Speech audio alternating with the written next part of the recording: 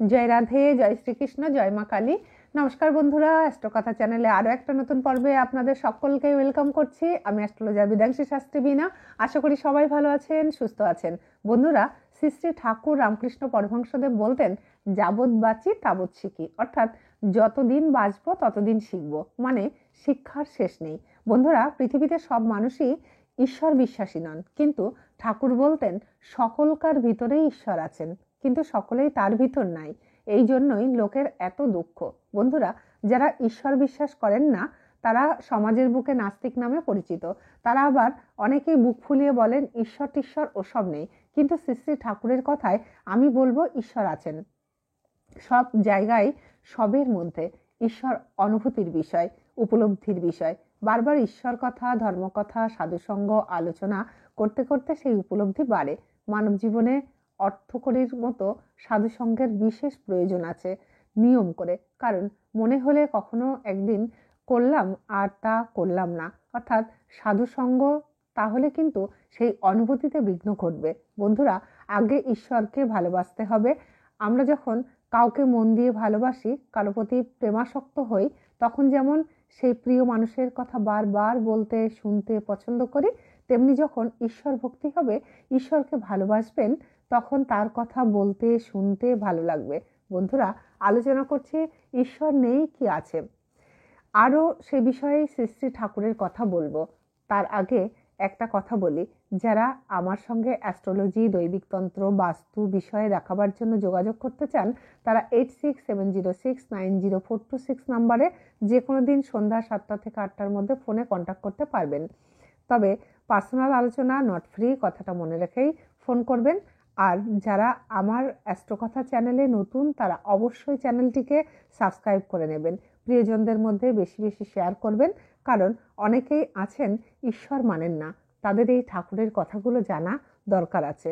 হতেও পারে আপনাদের এক একটা শেয়ারে তাদের জীবন বদলে যাবে, আরও আপনারাও ঠাকুরের কৃপায় পুণ্য অর্জন করতে পারবেন।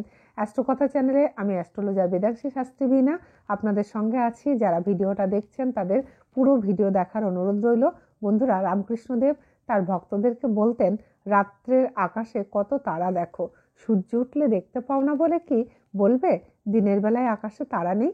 সেই রকম জ্ঞান অবস্থায় ঈশ্বরকে দেখতে পাও না বলে কি বলবে ঈশ্বর নেই? রামকৃষ্ণদেব তার জগতের সকল ভক্তদের প্রতি উপদেশ দিয়ে বলেছেন, ঈশ্বর আছে। মানুষ যদি সত্যতে থাকে তাহলে ঈশ্বর লাভ হবে।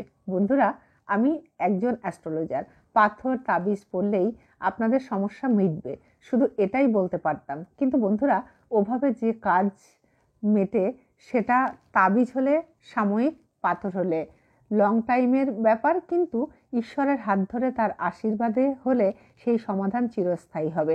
তাই আমি পরামর্শ দেব, পৃথিবীর সকল মানুষকে যদি কেউ ঈশ্বর পথে থাকেন এবং তারপর অ্যাস্ট্রোলজির পরামর্শে যান এবং নিজের কর্ম ঠিক করেন, তাহলে অবশ্যই অবশ্যই আপনার জীবনের উন্নতি হবে, অর্থকষ্ট দুঃখ কেটে যাবে। তবে হ্যাঁ, জীবনে গ্রহ নক্ষত্রের সুপ্রভাব কুপ্রভাব থাকে এবং তার জন্য সময়ের কাজ সময়ই হয় না, জীবন যন্ত্রণায় কাটে। তখন অবশ্যই যে কোনো ভালো অ্যাস্ট্রোলজারকে আপনার জন্মচার্টটা একবার বিচার করিয়ে নেবেন, তাহলে সাফল্য জীবনে তাড়াতাড়ি আসবে। বন্ধুরা, ঠাকুরের কথাই বলি, ভাবের ঘরে চুরি করবেন না, তাহলে কিছুই হবে না। জীবনে যাই করুন, ঈশ্বরকে মন রাখুন, কর্ম ঠিক রাখুন, কারণ বারবার জন্মান্তরের কর্মফলই ভোগ করতে হয়। তাই আপনাদের অনুরোধ করব, ভালো কর্ম করুন, সৎভাবে জীবনযাপন করুন। সাময়িক দুঃখ তাতে এলেও জিত আপনারই হবে, কারণ ঈশ্বরও পরীক্ষা নেন। যে তার সঠিক ভক্ত হয় তাকে তিনি সব বিপদ থেকে উদ্ধার করেন। তাই বলছি বন্ধুরা, সব কাজ ঈশ্বরকে মনে মনে সমর্পণ করে করুন, এমনভাবে যেন মনে হয় যে সব তার কাজ আপনি করছেন, দেখবেন কষ্ট হবে না। বন্ধুরা, যেখান থেকে এসেছেন সেখানেই ফিরতে হবে, সেই পরম ধামে। আত্মার কিন্তু মরণ নেই। তাই এই জন্মটাকে সংসারে থেকে সব কর্মের মধ্যে মনে মনে তাকে সাধনা করুন, সময় করে ভজন জপ করুন। এই ছিল বন্ধুরা আজকের আলোচনা। আশা করি আপনাদের ভালো লেগেছে। ঠাকুরের কথাগুলো জেনে সামনে নতুন বছর আসছে, আশা করব প্রত্যেকেই ভগবানের নাম নিয়েই নতুন বছর শুরু করুন। যারা অনুপ্রাণিত হলেন, যাদের আমার আলোচনা ভালো লাগলো, তারা অবশ্যই লাইক করবেন, ঠাকুরের নামে কমেন্টে বলবেন জয় ঠাকুর। আবারও বলছি, আমার অ্যাস্ট্রোকথা চ্যানেল যারা রোজ ফলো করছেন তারা কমেন্টে তাদের রাশি সম্পর্কে কোশ্চেন করতে পারেন, আমি ভিডিওতে উত্তর দিয়ে দেব।